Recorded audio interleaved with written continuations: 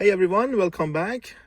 Today we're going to see how we can work on tire pressure monitoring system or TPMS with this scan tool, which is MUCAR 892BT.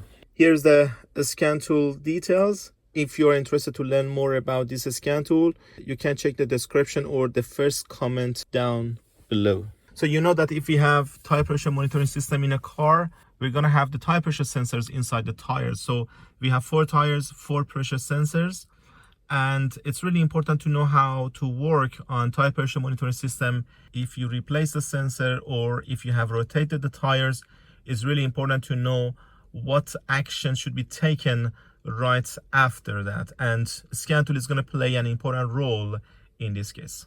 As you see, scan tool VCI is connected, which is going to work with Bluetooth, and on the scan tool itself we're going to go for finding the car and selecting the system. Before proceeding, if you guys haven't subscribed the channel yet, please don't forget to subscribe, and if you're interested to learn more, you can find our online courses in the video description. Let's go ahead to select the car. This scan tool comes with lifetime free updates, so after purchasing the device, you don't need to pay for the updates ever again. It's going to be free lifetime, and it comes with integrated AI as well. It does have AI on the scanner, which is going to be very helpful in many cases of diagnostic. So car is detected by the scanner. So here we can read the fault codes from all systems, but because we are doing the diagnostic on TPMS, we're going to go for this option, tire pressure monitoring system. The scan tool is already connected to the system. We have an option for reading the code, erasing the code, but one of the most important parts for diagnosing the TPMS system is on the live data. Here we have the sensor IDs.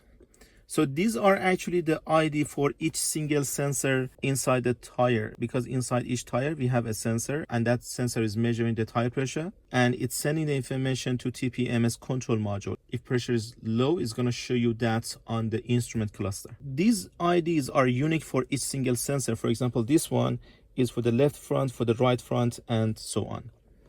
So one case is when you are going to rotate the tires. When you are going to rotate the tires, of course, you're not going to take the sensors out. You're going to rotate the tires with sensors installed on them. So after rotation, the location of the sensors are going to be different as well. So in case that tire pressure is low, you will have wrong information on the instrument clusters.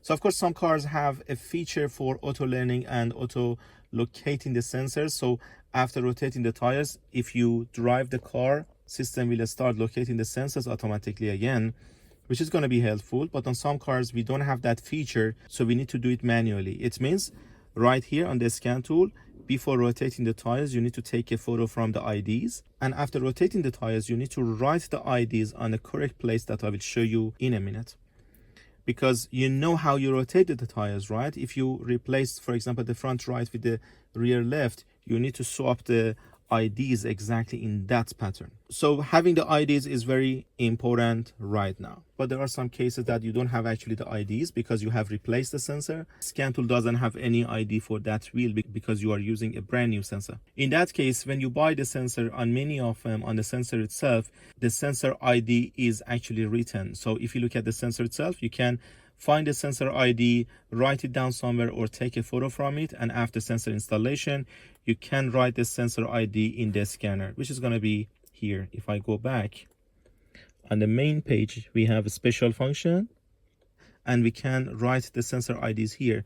For example, the top one is for left front tire sensor ID for programming. If I click on it, we have these details. The function should be run when a new TPMS ECU or a new tire sensor is installed. It means if you replace a sensor, you need to do the programming.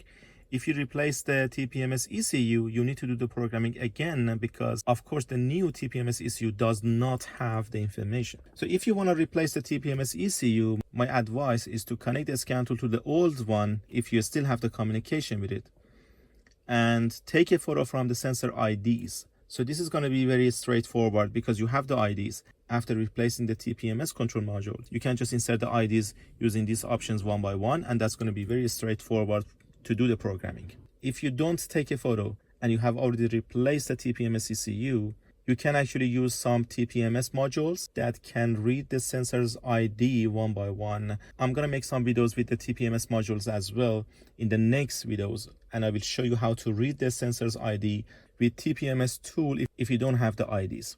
That's going to be helpful. Using those devices, you can read the sensor's IDs and then you can enter them one by one in the scanner. But if you take the photo from the sensor IDs before the replacement, of course, it's going to be much easier. As you see, this device is covering everything on this Jeep Grand Cherokee 2015, and of course, many other cars on TPMS module. As I said, if you're interested to learn more about this device, which comes with lifetime free updates, please check the video description or the first comment down below. Thank you very much, guys, for watching.